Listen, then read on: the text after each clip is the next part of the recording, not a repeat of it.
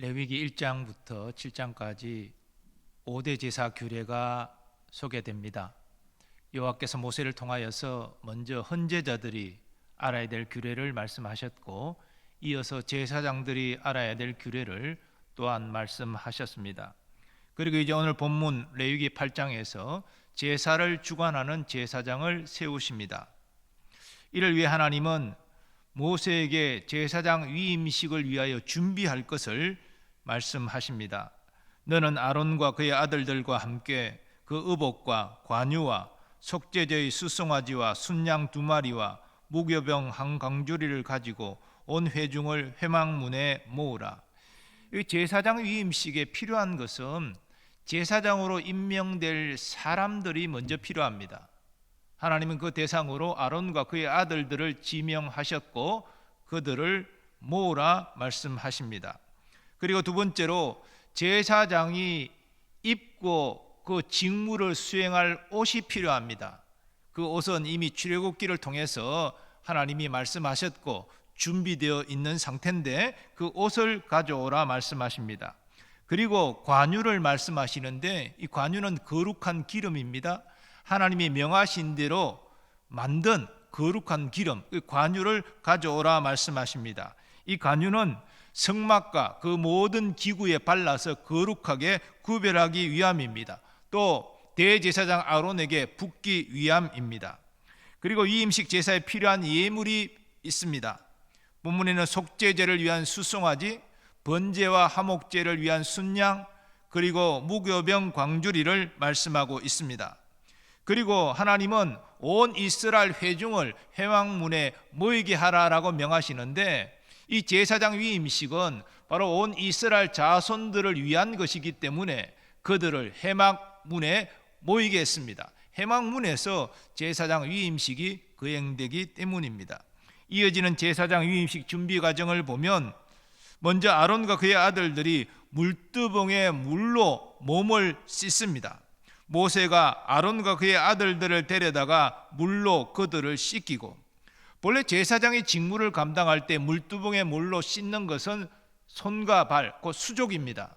그러나 제사장으로 세움받는 위임식은 특별한 행사이기 때문에 아마도 아론과 그의 아들들은 손과 발만 씻은 것이 아니라 온 몸을 정결하게 씻었을 것입니다. 그리고 제사장이 의복을 입는데 특별히 대제사장 아론이 먼저 의복을 입습니다. 아론에게 속옷을 입히며 띠를 띄우고 겉옷을 입히며 에봇을 걸쳐 입히고, 에봇에 장식 띠를 띄워서 에봇을 몸에 메고 흉패를 붙이고 흉패에 우림과 둠밈을 넣고 그의 머리에 관을 씌우고 그 관 위 전면에 금패를 붙이니 곧 거룩한 관이라 여호와께서 모세에게 명령하신 것과 같았더라. 우리 이미 출애굽기 강해를 통해서 이 대제사장의 화려한 의복을 그림으로도 본 적이 있는데요, 바로 그러한 화려한 의복을 대제사장 아론이 입었습니다. 여기에 우림과 둠밈이라는 말이 나오는데 이것이 구체적으로 어떤 모양과 내용인지는 정확하게 알 수 없습니다. 그러나 성경은 그 용도는 분명하게 설명하고 있는데 여호와 하나님의 뜻을 묻는데 사용되었습니다. 곧 대제사장이 하나님, 이 일에 대하여 하나님의 생각은 어떠십니까? 예스입니까? 노입니까? 이것을 묻기 위하여 그 우림과 둠밈을 사용했던 것입니다. 그리고 모세는 준비된 관유를 성막과 그 기구에 발라서 구별하는데 먼저 번제단에 그 관유를 7번 뿌리고 그리고 바릅니다. 여기 7번 뿌린다는 것은 번제단이 이 제사에 있어서 쓰여지는 도구이기 때문에 거룩한 도구가 되는 이 번제단을 온전히 구별하기 위함입니다. 그리고 나머지 성막 기구들에게 관유를 발라 거룩히 구별하였습니다. 곧 하나님을 위한 목적으로 사용되도록 구별했다는 의미입니다. 그리고 모세는 관유를 대제사장으로 임명받는 아론의 머리에 붓습니다. 이것은 아론을 하나님의 종으로 거룩히 또한 구별하는 것을 의미합니다. 우리는 여기서 구약시대에 하나님의 기름 부으심을 받는 새 직분을 생각할 수 있습니다. 바로 왕과 선지자, 대제사장입니다. 이들은 하나님이 이스라엘 자손을 위하여 특별한 역할을 감당하도록 세웠기 때문에 하나님의 사람을 통해서 그 머리에 기름 부음을 행하도록 하셨습니다. 왕은 하나님을 대리하여 이스라엘 자손을 통치하는 자가 아닙니까? 선지자는 하나님을 대신하여 하나님 말씀을 전하는 자가 아닙니까? 대제사장은 이스라엘 자손을 하나님과 연결시켜주는 중보적 역할을 감당하지 않습니까? 이 중요한 세 직분을 감당하도록 하나님은 특별히 기름으로 그 머리에 부으셨다는 것입니다. 여기서 우리는 예수님을 생각할 수 있습니다. 예수님은 소위 이 삼중직을 다 가지고 계신 분이었습니다. 곧 예수님은 우리의 왕이십니다. 그런데 예수님은 왕이시지만 자기 일을 비우시고 종의 형체를 입고 우리를 섬기기 위하여 이 땅에 오셨고 자기를 내어주셔서 생명을 다해 우리를 섬겨주셨습니다. 그러나 그분은 우리의 왕이십니다. 또한 예수님은 하나님의 선지자이십니다. 자신의 말씀을 전하신 것이 아니라 하나님께서 주신 말씀을 그대로 전하셨습니다. 또한 예수님은 우리의 대제사장이십니다. 대제사장으로서 죄인인 우리를 위하여 자신을 속죄제물, 화목제물로 드려서 하나님께 영광을 돌리셨습니다. 우리는 이 대제사장 아론에게 기름 붓는 이 모습을 통해서 우리 예수 그리스도를 볼 수 있어야 됩니다. 그런데 예수님은 기름 부음을 받는 정도로 그 삼중직을 감당한 것이 아니라 성령의 기름 부으심을 받아서 이 귀한 사명을, 삼중직을 감당하셨다는 것입니다. 이어서 모세는 아론의 아들들에게 제사장의 옷을 입힙니다. 이 대제사장의 의복과 제사장의 옷은 좀 구별되지요. 제사장의 옷은 속옷과 통으로 된 세마포 옷, 그리고 띠를 띠고 머리에 관을 쓰는 정도로 그렇게 나타납니다. 이러한 행위는 모세가 임의로 한 것이 아닙니다. 철저히 하나님이 명하신 대로 모세는 지금 순종하고 있는 것입니다. 그리고 제사장 위임식이 1회 동안 진행되는데 세 가지 제사가 진행됩니다. 속죄제, 번제, 화목제. 이것이 순서대로 진행되는데 당시는 지금 제사장이 세워지지 않은 시점입니다. 이 제사장을 세우는 시점이잖아요. 그래서 제사장이 없기 때문에 누가 이 세 가지 제사를 주관하느냐? 바로 모세가 주관합니다. 모세는 이스라엘의 지도자로서 임시적으로 제사장의 역할도 감당했던 것입니다. 모세의 주관으로 먼저 제사장 위임식 속죄제를 드리는데 그 절차는 이렇게 정리됩니다. 먼저 모세가 속죄제의 숫송아지를 끌어옵니다. 그러면 아론과 그의 아들들이 숫송아지의 머리에 안수한 후 아론이 숫송아지를 잡습니다. 여러분, 속죄제의 규례와 똑같은 거예요. 지금 제사장 역할을 모세가 하고 있고 헌지제의 역할을 아론과 그의 아들들이 하고 있는 것입니다. 세 번째로 모세가 손가락으로 숫송아지의 피를 번제단의 네 기퉁이 뿔에 발라 단을 정결하게 합니다. 또 모세가 남은 피를 번제단 밑에 쏟아 단을 거룩하게 합니다. 또 모세가 콩팥과 제물의 모든 기름 부위를 취하여 번제단 위에서 불살합니다. 그리고 모세가 속죄제물의 가죽과 고기와 똥을 짐 밖에서 불살합니다. 위임식의 속죄제는 제사장을 위한 속죄제사이기 때문에 그 남은 고기는 제사장이 먹을 수 없습니다. 그러면 부정해지기 전에 바로 짐 밖에 나가서 온전히 완전히 불사르게 되는 것입니다. 이어서 제사장 위임식에 번제를 드리는데 번제는 늘 말씀드린 대로 헌신의 의미가 있습니다. 죄를 정결하게 입은 자가 이제 하나님께 헌신을 결단하는 번제를 드리는 것이죠. 제사장 위임식의 번제 또한 모세가 주관하는데 그 절차는 다음과 같습니다. 아론과 그의 아들들이 번제물인 순양의 머리에 안수한 후 아론이 제물을 잡습니다. 모세가 그 순양의 피를 번제단 주위에 뿌립니다.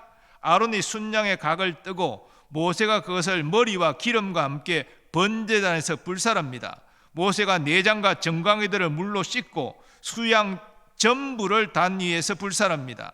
이는 향기로운 냄새를 위하여 화제로 드리는 번제입니다. 근데 번제는 모든 제물을 다 태워 향기로운 냄새로 하나님께 올려 드리는 것입니다. 그리고 이어서 제사장 위임식에 화목제가 진행되는데 이 역시 모세가 주관합니다. 아론과 그의 아들들이 화목제물로 준비된 순양의 머리에 안수은 후 아론이 잡습니다. 모세가 그 순양의 피를 아론과 그 아들들의 오른 깃뿌리, 오른 엄지 손가락, 오른 엄지 발가락에 바랍니다. 이게 지금 일반 화목제에 없는 특별한 점인데요, 제사장을 위한 화목제에는 바로 이 특별한 의식이 있습니다. 이 의미는 제가 이따가 또 설명을 드리도록 하겠습니다. 그리고 모세가 나머지 피는 번제단 주위에 뿌립니다. 또 모세가 그 제물의 모든 기름 부위와 콩팥, 우편 뒷다리를 취합니다. 그리고 그 위에 무교병 광주리에서 취한 무교병, 기름 섞은 떡, 전병 한 개씩을 각각 올려놓습니다. 그리고 그 전부를 아론과 그 아들들의 손에 두고 요제로 드리게 합니다. 요제는 앞뒤로 흔드는 것입니다. 요제로 드리게 합니다. 그 전부를 모세가 취하여 번제단에서 불사릅니다. 그리고 마지막 모세가 화목제물의 가슴을 요제로 드린 후에 자신의 응식으로 삼습니다. 이 가슴 부위, 화목제물의 가슴 부위는 모세가 지금 다 제사를 주관하여 드렸기 때문에 모세의 몫으로 하나님이 주신 것입니다. 이렇게 이 음식에 속죄제, 번제, 화목제를 차례로 드리고, 그리고 모세가 관유와 번제단 위에 피를 취하여 아론과 그 아들들과 그들의 옷 위에 뿌립니다. 이때 뿌리는 의식은 모세가 손가락으로 이렇게 7번 뿌리게 되는 것인데요, 여기에서 관유는 거룩한 기름인 성령을 상징합니다. 그리고 피는 속죄와 화목을 이루신 예수님의 보혈을 상징합니다. 본문은 이어서 제사장 위임식에 화목제 식사 명령이 나옵니다. 여호와께서 모세와 그 아론들에게 말씀하십니다. 회막문에서 화목제 고기를 삶아서 위임식 강주리 안에 있는 무교병과 더불어서 먹으라 명령하십니다. 근데 자세히 보면은 회막뜰이 아니고 회막문에서 먹으라고 말씀하십니다. 다른 성경 버전은 이 회막문을 회막 입구로 번역하고 있는데요, 이렇게 차이가 나는 이유는 지금 아론과 그의 아들들은 제사장 위임식 과정에 있을 뿐이지 아직 제사장이 되지 않았기 때문입니다. 제사장이 되었다면 화목제의 고기는 거룩한 뜰, 성막뜰에서 먹게 되지요. 근데 아직 제사장으로 위임받지 못했기 때문에 일반 백성으로 취급받는 것입니다. 그래서 일반 백성처럼 화목제를 드린 일반 백성처럼 회막문, 회막 입구에서 그 고기를 먹도록 하신 것입니다. 그리고 남은 고기는 불살라야 합니다. 화목제로 드린 이 예물의 고기는 거룩한 것이기 때문에 부정한 것에 접촉되어 거룩함이 훼손되면 안 되기 때문입니다. 그래서 먹고 난 다음에는 곧바로 남은 것을 불사르게 했습니다. 제사장 위임식은 7일 동안 거행됐습니다. 그래서 학자들은 이 속죄제, 번제, 화목제를 첫날 한 번만 드린 것이 아니라 이튿날에도 드리고 셋째 날에도 드리고 7일째 되는 날도 드리고 7번 총 이 세 제사를 드렸다고 이해합니다. 아론과 그의 아들들은 위임식이 마쳐질 때까지 7일 동안 성막문을 나갈 수 없었습니다. 모세는 이러한 사실을 아론과 그의 아들들에게 말합니다. 너희는 7주야를 회막문에 머물면서 여호와께서 지키라고 하신 것을 지키라. 그리하면 사망을 면하리라. 내가 이같이 명령을 받았느니라. 아론과 그의 아들들은 모세를 통하여 주어진 여호와의 명령에 온전히 순종했습니다. 그래서 제사장 위임식이 잘 마쳐지고 그들이 제사장으로 시험받을 수 있었습니다. 자, 그런데 이 제사장 위임식을 통해서 우리가 무엇을 생각하게 됩니까? 여러분과 저도 그리스도 예수 안에서 제사장으로 부름받고 세워졌다는 사실입니다. 특별히 베드로 사도는 우리를 왕 같은 제사장이다 그렇게 증거합니다. 너희는 택하신 족속이요 왕같은 제사장들이요 거룩한 나라요 그의 소유가 된 백성이니 이는 너희를 어두운 데서 불러내어 그의 기이한 빛에 들어가게 하신 이의 아름다운 덕을 선포하게 하려 하심이라. 구약 시대에는 누구나 제사장이 될 수 없습니다.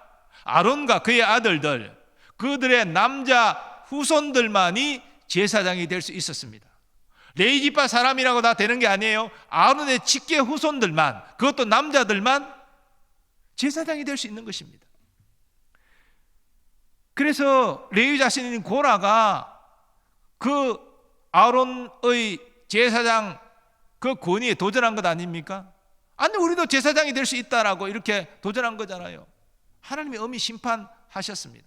하나님이 정하신 자들만이, 즉 아론의 그 자손들만이 제사장이 될 수가 있었습니다. 그러나 신약시대는 특정 자손만이 제사장이 되는 것이 아닙니다. 모든 그리스도인들, 예수 믿고 구원받은 사람은 왕같은 제사장이 된 것입니다. 바로 여러분과 제가 예수 믿어 구원받은 순간에 바로 영적 제사장이 된 것입니다. 그렇다면 우리가 영적 제사장이 되었다면 하나님 우리를 영적 제사장으로 세우신 뜻이 있을 것 아닙니까? 아론과 그의 아들들은 제사장으로서 하나님이 명하신 5가지 제사를 주관하도록 하나님 그 임무를 부여하셨습니다. 그럼 영적 제사장으로 우리를 세워서 하나님은 무엇을 하도록 요구하고 계신 것입니까? 앞에 말씀드린 베드로 사도는 이렇게 말하죠. 우리를 어두운 데서 불러내어 그의 기이한 빛에 들어가게 하신 하나님의 아름다운 덕을 선전하도록 하기 위함이다, 이렇게 말하고 있습니다. 쉽게 말하면 우리를 구원하신 하나님의 그 아름다운 덕을 사람들에게 알려라, 바로 그런 얘기죠. 이것을 사도 바울은 하나님께서 화목하게 하는 직분을 우리에게 주셨다, 그렇게 증거합니다. 그런즉 누구든지 그리스도 안에 있으면 새로운 피조물이라. 이전 것은 지나갔으니 보라 새 것이 되었도다. 모든 것이 하나님께로서 났으며 그가 그리스도로 말미암아 우리를 자기와 화목하게 하시고 또 우리에게 화목하게 하는 직분을 주셨으니 곧 하나님께서 그리스도 안에 계시사 세상을 자기와 화목하게 하시며 그들의 죄를 그들에게 돌리지 아니하시고 화목하게 하는 말씀을 우리에게 부탁하셨느니라. 죄인은 하나님의 원수 아닙니까? 그들이 하나님과 화목하게 하는 이 화목하게 하는 말씀이 무엇입니까? 바로 예수가 당신의 구원자이십니다. 그 예수를 믿고 죄사함 받고 구원받으십시오. 이것이 하나님과 화목하게 하는 말씀이 아닙니까? 곧 예수 그리스도의 복음을 전하라. 우리를 영적 제사장으로 세우셨다는 것입니다. 우리는 주의 은혜로 구원받았습니다. 혹시 여러분 중에 내가 똑똑해서, 내가 의지가 굳어서, 내가 운이 좋아서 내가 예수 믿고 구원받았다, 그렇게 생각하는 분이 있습니까? 이 세상의 어떤 똑똑한 사람도요, 자기의 지식으로 하나님과 예수 그리스도를 알고 믿을 수가 없습니다. 모든 사람들은 아담의 후손으로 영적으로 부패되어 있기 때문에 영적 지식을 가질 능력이 없다는 것이죠. 영적 지각이 일어나고 영적인 깨달음을 가지고 믿음의 결단에 이를 수 있는 것은 하나님이 우리의 본성을 새롭게 해주셨기 때문에, 다시 말해서 우리가 성령으로 거듭났기 때문에 회개가 가능한 것이고 예수 그리스도를 믿는 것이 가능한 것입니다.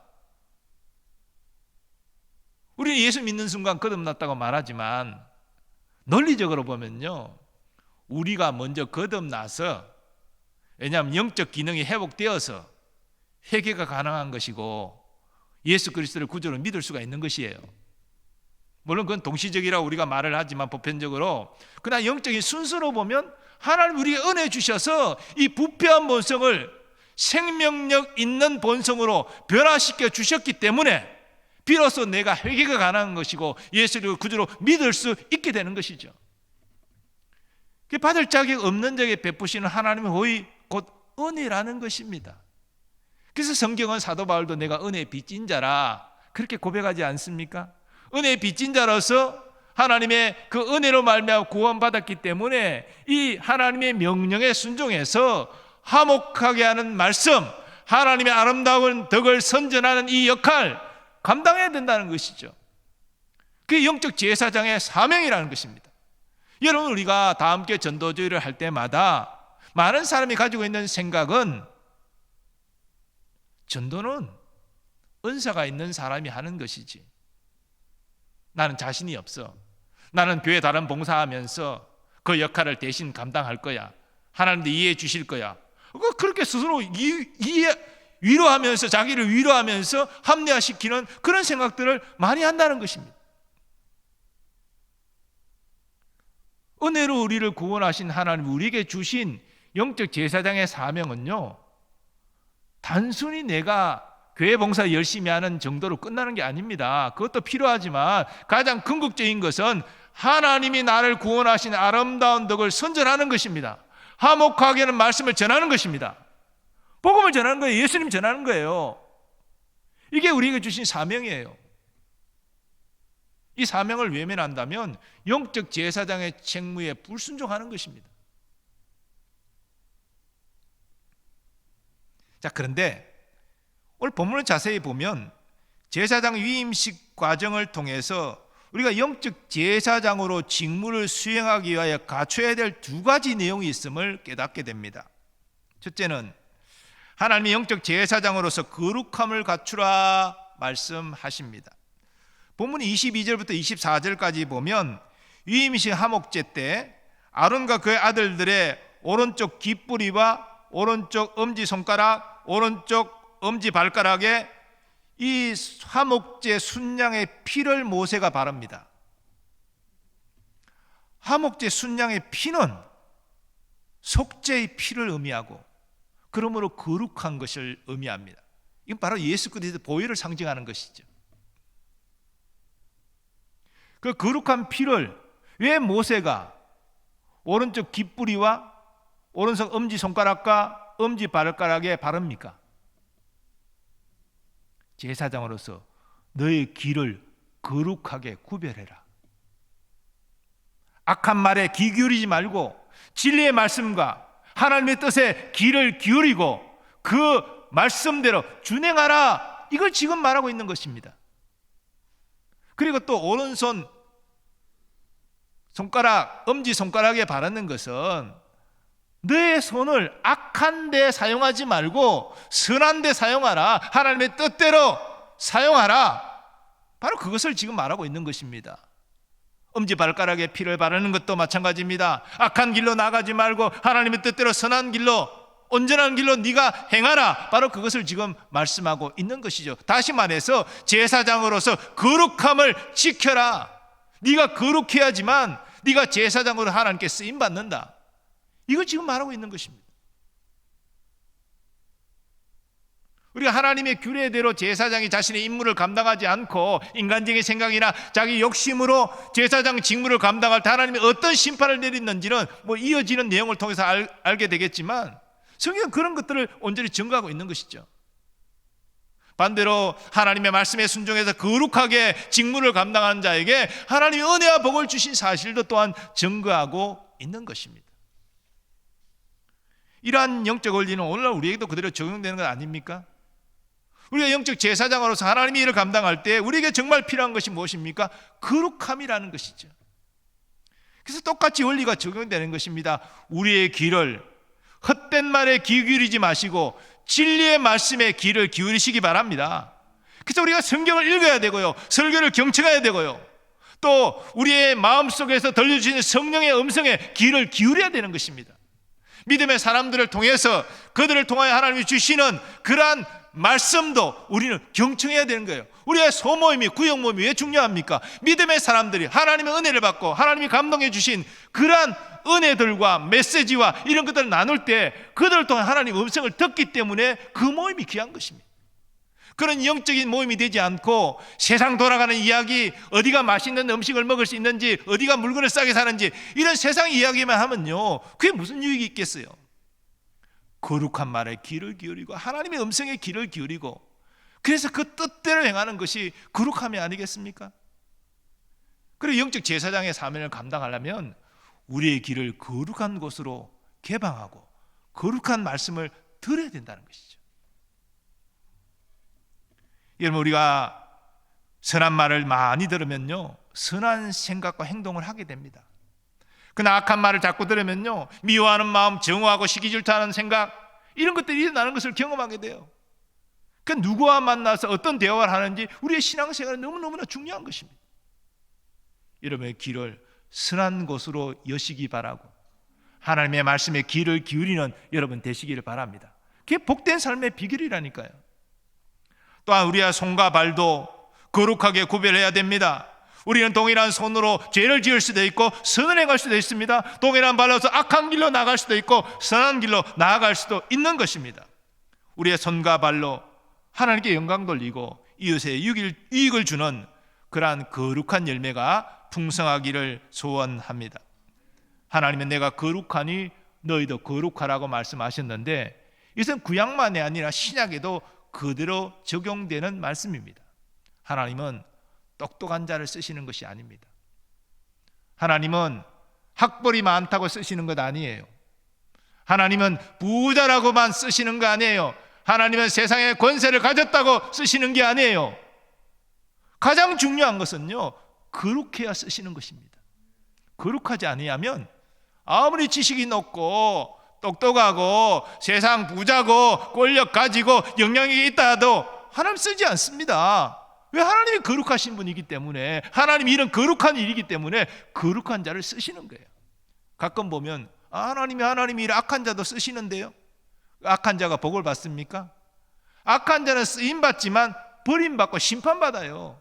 아니, 바로가 이스라엘 자손을 출애굽시키는 일에 하나님 도구로 쓰임받았지만 그가 하나님의 복을 받았습니까? 심판하고 멸망당했잖아요. 악한 자의 쓰임은 그런 것입니다. 하나님이 쓰신다는 것은요, 진정한 쓰임은 선한 뜻으로 쓰임받고 하나님의 복을 받는 것을 의미하는 거예요. 이러한 선한 도구 되기 위하여 우리의 생각과 마음과 우리의 모든 행동을 거룩히 구별하는 여러분 되시기를 주님의 이름으로 축원합니다. 두 번째는 오늘 제사장 위임식 규례를 통해서 깨닫게 되는 것, 하나님은 영적 제사장으로서 성령 충만하라 말씀하십니다. 하나님은 모세에게 관유를 제물의 피와 함께 아론과 그의 아들들과 그들의 옷에 뿌리라 명하셨습니다. 말씀드린 대로 이 관유는 거룩한 기름으로 성령을 상징합니다. 우리는 구약에서 이 성령과 그리고 기름의 연결고리를 여러 곳에서 확인하게 되는데요, 먼저 사무엘이 소년 다윗에게 기름을 부어 이스라엘의 사울왕을 대신할 왕으로 세우는 장면에 우리는 그 첫 번째 모습을 보게 됩니다. 사무엘이 기름 뿔병을 가져다가 그의 형제 중에서 그에게 부었더니 이날 이후로 다윗이 여호와의 영에게 크게 감동되니라. 여기서 물론 이 사무엘은 단순히 기름을 다윗의 머리에 부은 것입니다. 그런데 그 날로부터 다윗은 하나님의 영으로 충만해졌습니다. 바로 기름과 성령의 연결고리를 확인하게 되는 것이죠. 신약에서는 특별히 예수님에게 이 성령과 기름 부으심이 연결하여 적용되는 것을 확인하게 됩니다. 하나님이 나사렛 예수에게 성령과 능력을 기름 붓듯 하셨음에 그가 두루다니시며 선한 일을 행하시고 마귀에게 눌린 모든 사람을 고치셨으니 이는 하나님이 함께 하셨습니다. 물론 이 성령을 기름 붓듯 하셨다라는 말은 성령이 충만히 강력하게 임했다는 의미인데요, 그 표현을 기름 부으심으로 연결하여 말씀하고 있습니다. 더 직접적인 말씀은 예수님이 나사렛 회당에서 이사야 선지자의 말씀을 인용하면서 자신의 정체성을 밝히는 대목에서 확인됩니다. 주의 성령이 내게 임하셨으니 이는 가난한 자에게 복음을 전하게 하시려고 내게 기름을 부으시고 나를 보내사 포로된 자에게 자유를, 눈먼 자에게 다시 보게 함을 전파하며 눌린 자를 자유롭게 하고 주의 은혜의 해를 전파하게 하려 하심이라. 주의 성령이 내게 임하셨다, 내게 기름을 부으셨다, 바로 동의어로 말하고 있습니다. 그러므로 아론과 그의 아들들에게 이 거룩한 기름을 바른 것은 단순히 구별하는 의미만이 있는 것이 아니라 그들이 하나님의 영으로 충만해야 제사장의 사명을 감당할 수 있음을 가르쳐 주신 것입니다. 물론 신약시대가 아니라 구약시대에 아론과 그의 아들들이 그런 영적 의미를 깨달았는지는 저는 잘 모르겠어요. 그러나 적어도 오순절 성령 세례가 임하고 성령으로 충만인 이 사건을 아는 우리로서는 영적 제사장의 사명을 감당하기 위하여 성령의 기름 부으심으로 성령 충만해야 된다는 사실을 분명히 알아야 된다는 것입니다. 사랑하는 여러분, 예수님은 성령의 기름 부으심을 받고 성령으로 충만하여 공생의 사명을 감당하셨습니다. 사도들도 마찬가지입니다. 부활하신 예수님을 만나고 그들이 예수님을 완전히 바르게 인식했음에도 불구하고 그들은 영적 제사장의 사명을 감당하지 못했습니다. 3년 이상 예수님과 동고동락하며 그 모든 진리를 배우고 예수님의 사역을 다 배우고 실습까지 나가서 그랬던 저들이 아무것도 하지 못했습니다. 언제 그들이 영적 제사장의 사명을 감당했습니까? 오순절 성령 세례를 받고 성령 충만한 이후부터 영적 제사장의 사명을 본격적으로 감당한 것입니다. 여러분, 우리도 마찬가지입니다. 거룩함이 필요하고요, 더하여 성령 충만이 필요합니다. 성령의 기름 부으심을 우리가 받아야 됩니다. 물론 우리가 예수님처럼 온전한 성령의 기름 부으심, 성령 충만 받을 수 없겠지요. 그러나 그렇게 되려고 몸부림쳐야 되는 거예요. 그래서 우리의 기본적인 날마다의 삶에 필요한 것이 말씀 생활, 기도 생활, 순종 생활입니다. 이것이 계속 지속될 때에 하나님이 우리에게 성령을 주시고 성령으로 충만케 하신다는 것이죠. 제가 말씀드리는 것은 우리 안에 내주하시는 성령님이 없다는 얘기가 아니에요. 구원받은 모든 사람은 내주하시는 성령님이 계세요. 하지만 그것이 전부가 아님을 알아야 됩니다. 성령님이 우리 안에 제한되신 분이 아니에요. 온 천지에 충만하신 분이에요. 왜 하나님이 우리에게 성령을 위로부터 아래로 우리에게 심령에 부어주시지 못하겠습니까? 그 기름 부으심을 사모해야 되는 거예요. 그럴 때 우리는 다 함께 전도절에 아이고 어떻게 또 이렇게 또 전도를 해야 되나 염려 걱정이 아니라 담대함으로 나갈 수 있는 것이고 능력 있게 영혼을 주님께로 인도할 수 있는 것입니다. 그러므로 오늘 제사장 위임식을 통해서 우리가 영적 제사장을 부름받았다는 사실을 인식하면서 두 가지, 거룩함을 우리가 이루어야 된다. 더 나아가 성령의 기름 부으심을 받고 성령 충만해야 된다. 그럴 때 영적 제사장의 사명을 온전히 감당할 수 있다. 이 사실을 기억하시고 날마다 거룩함을 추구하시고 성령 충만을 사모하는 우리 모두 되기를 간절히 소원합니다. 아버지 하나님, 우리가 영적 제사장으로 부름받았습니다.